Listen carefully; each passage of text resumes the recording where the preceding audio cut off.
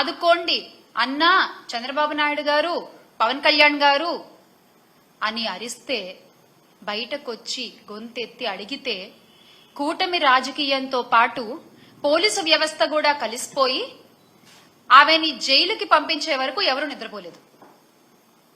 ఆ లక్ష్మి అనే ఆవిడ ఏ రాజకీయ పార్టీకి సంబంధించిన ఆవిడ కాదు.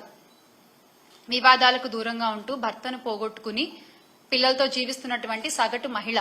ఆమెకు జరిగిన అన్యాయాన్ని గుర్తెరిగి ఆమె బయటకొచ్చి, దాని నుంచి బయటకొచ్చి మళ్లీ తన కుటుంబ జీవన పోషణ కోసం తనకు జరిగిన అన్యాయం నుంచి బయటపడితే, తను ఆ కిరణ్ రాయల్కి ఇచ్చినటువంటి 1,30,00,000 తనకి తిరిగి వస్తే అది తన కుటుంబానికి ఉపయోగపడతాయి అని చెప్పి నమ్మి ఈ కూటమి ప్రభుత్వాన్ని సహాయం అడిగితే ఏం చేశారండి?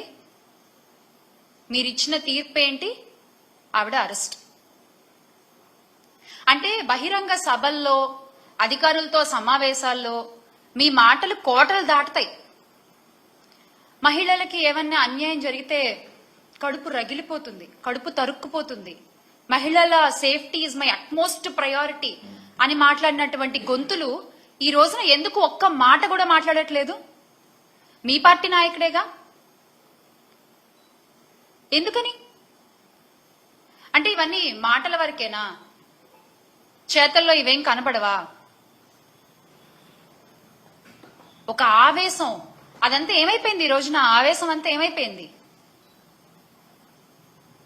లేకపోతే ఏమన్నా డ్యూటీ దిగారా? చెప్పండి. జస్ట్ అంటే ఏమైనా గ్యాప్ తీసుకున్నారా? మళ్ళీ మీరు డ్యూటీ ఎక్కాక ఇవన్నీ చూస్తారా?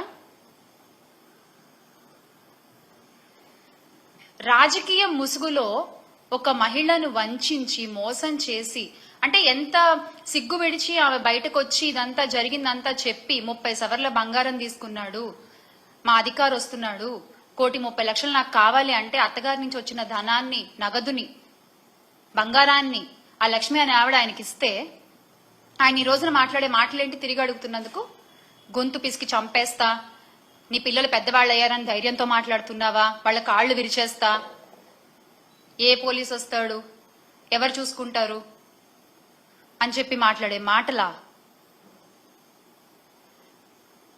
పార్టీ అధినాయకుడేమో మహిళల ప్రయారిటీ మాకు ముఖ్యం, మహిళల రక్షణ మాకు అట్మోస్ట్ ప్రయారిటీ అని మాట్లాడతాడు. కానీ ఆ పార్టీలో ఉండేటువంటి నాయకులు మాత్రం చేసే పనులేమో ఇవి.